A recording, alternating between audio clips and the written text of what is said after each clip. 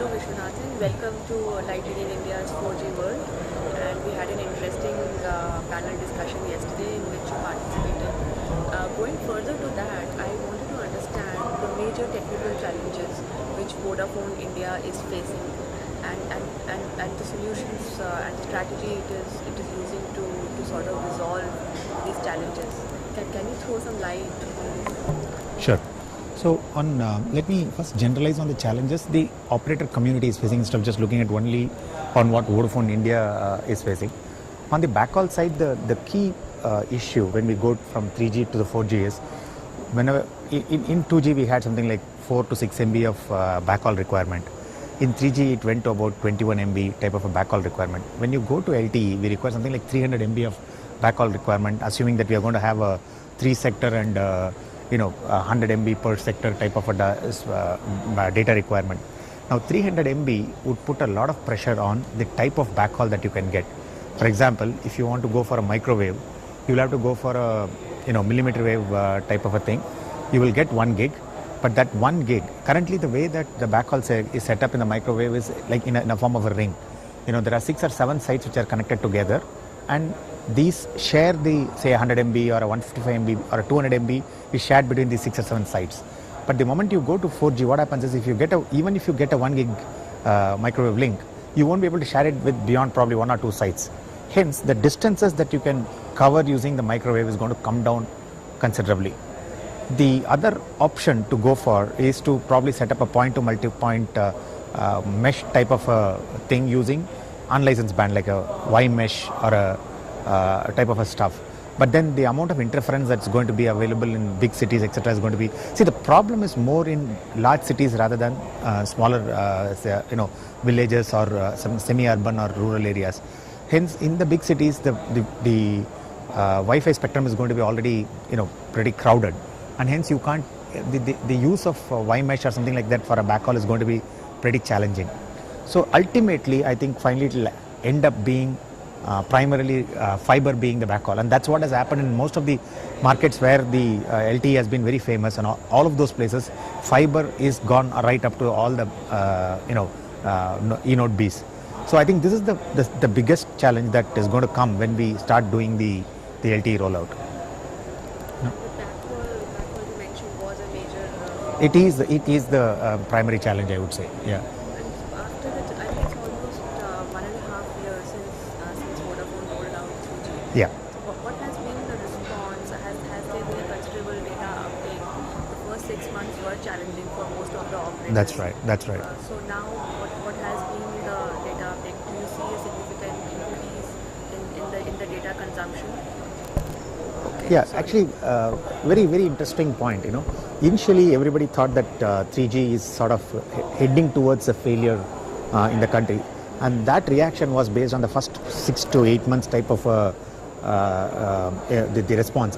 But interestingly, for anything new that you launch, there is a snacking time or there is a trial time that you need to permit, and I think we reacted a little too early to say that it's a failure and things like that. But if you leave out the first 6 to 8 months time, from then onwards, I think the 3G subscription has caught up. Most of the operators have got a reasonably good sort of a subscription in the 3G space. And probably within the next maybe year and a half, we might run out of the capacity that we have on our 3G spectrum.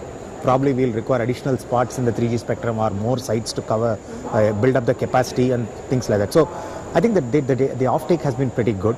Primarily fueled by 2 or 3 things. Number one, I think all the operators got their pricing point right. Probably, there's not too much of a difference between a 2G pricing point and a 3G pricing point, and because for the customer it is just a data connection. It doesn't really matter whether they get it at a 2G pricing point or a 3G pricing point. So we got the pricing correct. That's one.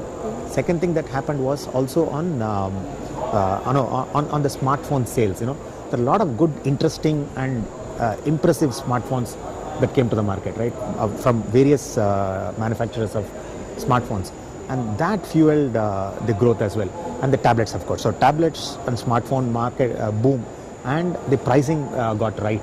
And the last point is about from the initial 6 to 8 months to now, there is a reasonable coverage which is available in big cities, and we have been able to go to some 70, 80, 100 cities to get a 3G coverage, and so there is a uniformity of experience for a customer when he moves from one place to the other place and gets 3G connectivity everywhere.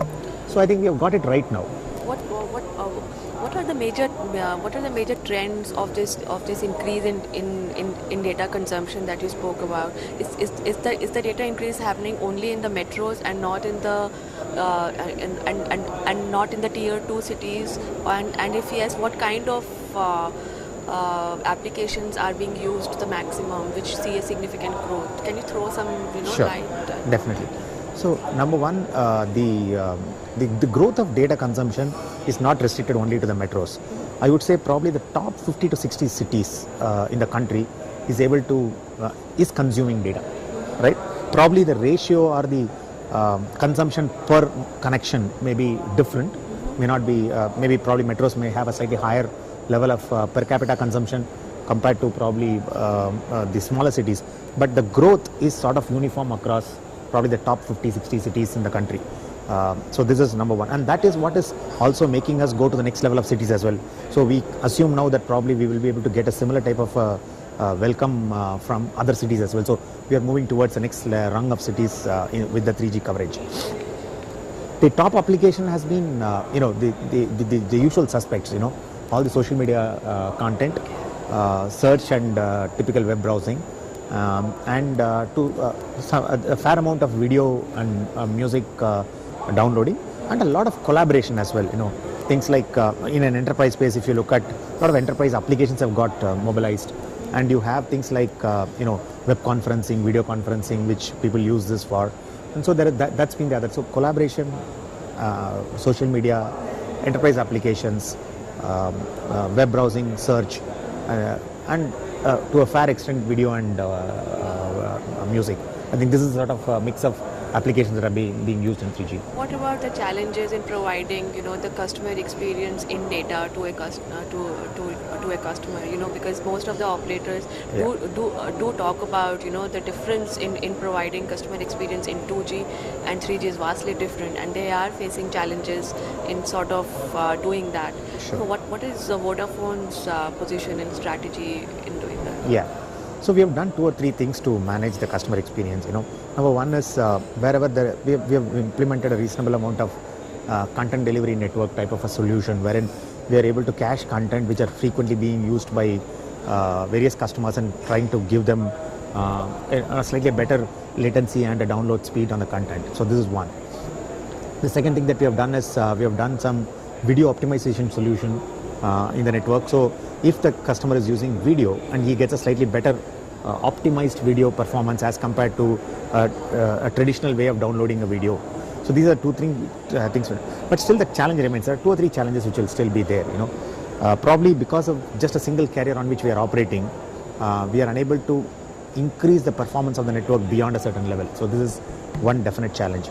2, because of the volume of data that is getting transacted in the network, it is very difficult for you to probe up one or a set of customers and see how their performance is as compared to a best effort type of a performance. We are unable to single out or take out a bunch of customers who are more important from a data consumption perspective and give them a better experience as compared to the larger crowd. We are still unable to do that. So we are trying out various possibilities of giving tired sort of a experience to the customers. That's still work in progress. We have not been able to crack it yet.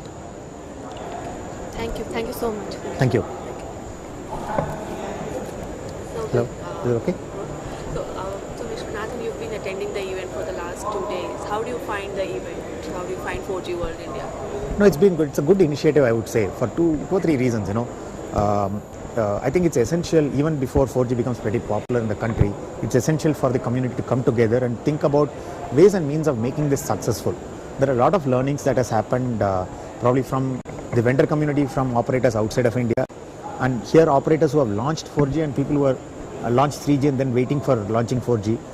So it's a good point to sort of interact with each other and then come out with a lot of good points. And if there are pitfalls, if there are best practices that are available, as a country, it's good that we all put those best practices instead of trying it out and failing and things like that. So I think it did definitely achieve that particular purpose, and also the cooperation between the vendor community, the various operators, and the type of topics that got discussed. I think it was very useful for everyone. I think that's what I would say.